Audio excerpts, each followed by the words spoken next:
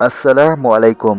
আল্লাহ সুবহানাহু ওয়া তাআলা পুরো বিশ্বকে ৬ দিনে কিভাবে সৃষ্টি করেছিলেন এবং কি কি ঘটেছিল, আজকে আমরা এই সম্পর্কেই বিস্তারিত জানব। তাই প্রিয় দর্শক, ভিডিওটি অবশ্যই শেষ পর্যন্ত দেখুন।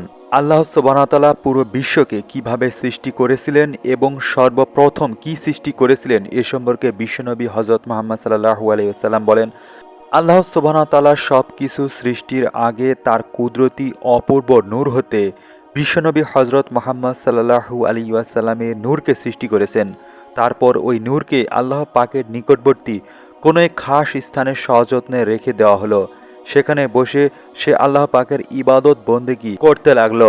এভাবে ১২,০০০ বছর অতিবাহিত হয়ে গেল। বর্ণিত রয়েছে সে সময়কার একটি দিন ছিল দুনিয়ার ১,০০০ বছরের সমান। আল্লাহ সুবহানাহু ওয়া তাআলা নিজেই নূর সৃষ্টির দ্বারা ওইভাবে সুদীর্ঘকাল ইবাদত বন্দেগী করিয়ে তাকে ৪টি ভাগে ভাগ করলেন। তার একটি ভাগ দ্বারা আরশে আজিম, দ্বিতীয় ভাগ দ্বারা কলম এবং তৃতীয় ভাগ দ্বারা লাহে মাহফুজ সৃষ্টি করলেন। তারপর চতুর্থ ভাগকে আবার ৪ ভাগে ভাগ করে প্রথম ভাগ দ্বারা আরশ বহনকারী ফেরেশতা, দ্বিতীয় ভাগ দ্বারা আল্লাহর নিজস্ব আসন কুরসি এবং তৃতীয় ভাগ দ্বারা ফেরেশতা জগৎ সৃষ্টি করলেন। এরপর চতুর্থ ভাগকে আবার ৪টি ভাগে ভাগ করে তার প্রথম অংশ দ্বারা আসমান, দ্বিতীয় অংশ দ্বারা জমিন এবং তৃতীয় অংশ দ্বারা বেহেশত ও দোজখ সৃষ্টি করলেন। আর চতুর্থ অংশকে আবার ৪টি ভাগে বিভক্ত করে প্রথম অংশ দ্বারা মোমেনদের চোখের জ্যোতি এবং দ্বিতীয় অংশ দ্বারা কলবের জ্যোতি, তৃতীয় অংশ দ্বারা তাওহীদের নূর তথা লা ইলাহা ইল্লাল্লাহু মুহাম্মাদুর রাসূলুল্লাহ এর পবিত্র নূর সৃষ্টি করলেন। আর চতুর্থ অংশ দ্বারা অন্যান্য বস্তু সৃষ্টি করলেন। অন্য আরেকটি বর্ণনায় আছে, নূরের প্রথম অংশ দ্বারা জ্ঞান, দ্বিতীয় অংশ দ্বারা লজ্জা এবং তৃতীয় অংশ দ্বারা মোহাব্বত সৃষ্টি করলেন। তবে সে যাই হোক না কেন, সর্বপ্রথম রাসূল করিম সাল্লাল্লাহু আলাইহি ওয়াসাল্লামের নূর এবং তারপর সে নূরের বিভিন্ন অংশ দিয়ে অন্যান্য মাখলুক সৃষ্টি করার পর আল্লাহ কলমকে হুকুম করলেন, হে কলম, তুমি আরশে মহল্লায় কালেমা তাইবা লা ইলাহা ইল্লাল্লাহু মুহাম্মাদুর রাসূলুল্লাহ লিখো। কলম আল্লাহ পাকের আদেশ পেয়ে একাধারে ৪০০ বছর পর্যন্ত লিখতে থাকলো লা ইলাহা ইল্লাল্লাহ। কিন্তু কালেমার শেষ অংশ মুহাম্মাদুর রাসূলুল্লাহ সাল্লাল্লাহু আলাইহি সাল্লাম সে লিখল না। এরপর আল্লাহ সুবহানাহু ওয়া তাআলা কলমকে জিজ্ঞাসা করল, কলম, তুমি কি লিখছো বলো। কলম যা লিখেছিল তা প্রকাশ করল। তখন আল্লাহ পাক কলমকে জিজ্ঞাসা করলেন, তুমি কালেমার শেষ অংশ কেন লিখছ না। কলম তখন থর থর করে ভয়ে কেঁপে বলে উঠল, হে প্রভু, আমি জানি আপনার পাক নাম এক ও অদ্বিতীয়, এছাড়া অন্য কিছু তো আমার জানা নেই। সুতরাং আপনার মহান নামের সাথে অন্য কারো নাম আমার দ্বারা লেখা সম্ভব হয়নি। আপনি বলুন, আপনার মহান নামের সঙ্গে অন্য যে নামটি লিখতে আদেশ করেছেন ওই নামটি কার। কলমের কথায় আল্লাহ তাআলা অসন্তুষ্টি হয়ে বলল, কলম, তুমি আমার নামের সঙ্গে ওই নাম না লিখে অনেক বড় অন্যায় করেছ। ওই নামটি যার, সে আমার একান্তই প্রিয় অন্তরঙ্গ বন্ধু। অতএব তুমি আমার নামের সাথে তার নামটিও লিপিবদ্ধ করো। কলমের প্রতি আল্লাহ তাআলা এইভাবে অসন্তুষ্টি হয় ও তাকে হজরত মুহাম্মদ সাল্লাল্লাহু আলাইহি ওয়াসাল্লামের নাম লিখতে বলায় কলম ভয়ে কেঁপে উঠল এবং তাতে সে কলম দুভাগ হয়ে গেল। এরপর কলম পুনরায় লা ইলাহা ইল্লাল্লাহু মুহাম্মাদুর রাসূলুল্লাহ সাল্লাল্লাহু আলাইহি ওয়াসাল্লাম ৪০০০ বছর ধরে লিপিবদ্ধ করতে থাকলো। আল্লাহ পাক রাব্বুল আলামিন নিজের কুদরতের মাধ্যমে একটি ইয়াকুতের দানা সৃষ্টি করে তার প্রতি দৃষ্টিপাত করলেন। আল্লাহর দৃষ্টির প্রভাবে ইয়াকুত একেবারে গলে গেল এবং তাতে পানির সৃষ্টি হলো।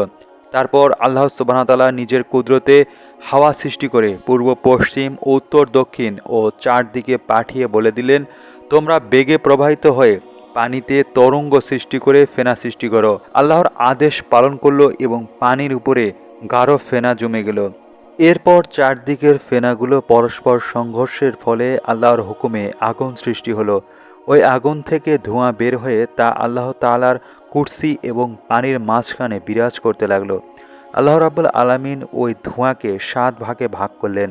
তার প্রথম ভাগ পানির আকারে থাকলো, দ্বিতীয় ভাগ দ্বারা তামার সৃষ্টি হলো, তৃতীয় ভাগ দ্বারা লোহা, চতুর্থ ভাগ দ্বারা রূপা, পঞ্চম ভাগ দ্বারা স্বর্ণ এবং ষষ্ঠ ভাগ দ্বারা মারওয়ারিদ প্রভৃতির মূল্যবান প্রস্তর এবং সপ্তম ভাগ দ্বারা ইয়াকুত সৃষ্টি হলো।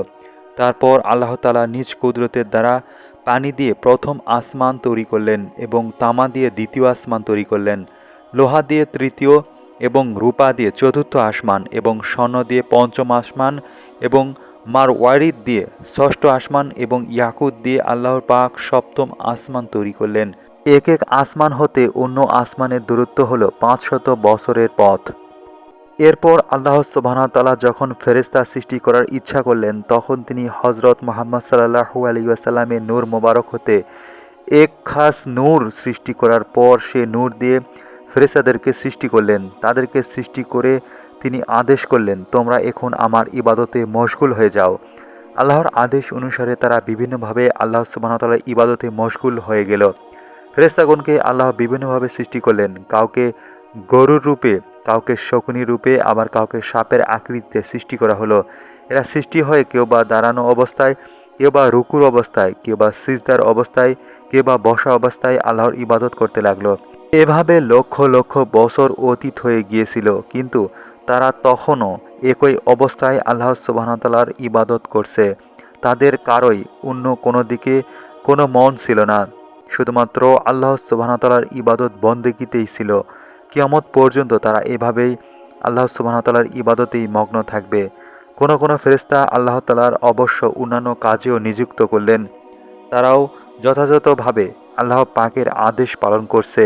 এভাবেই তারা রোজ কিয়ামত পর্যন্ত আল্লাহ সুবহানাহু ওয়া তাআলার সকল কাজকর্ম করতেই থাকবে এবং হঠাৎ একদিন আল্লাহ সুবহানাহু ওয়া তাআলা কিয়ামত সংঘটিত করবেন। তখন তারা অত্যন্ত ভয়ে ভীত হয়ে এবং আফসোস করে বলে উঠবে, ওহে মাবুদ, না জানি আমরা আপনার আদেশ ঠিকমতো পালন করতে পারছি কিনা।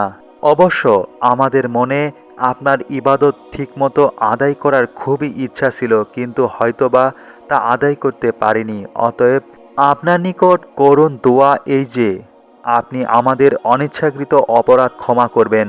এভাবেই আল্লাহ সুবহানাহু ওয়া তাআলা সৃষ্টির শুরু থেকে রোজ কিয়ামত পর্যন্ত আল্লাহ সুবহানাহু ওয়া তাআলার হুকুমেই সব কিছুই সংঘটিত হবে।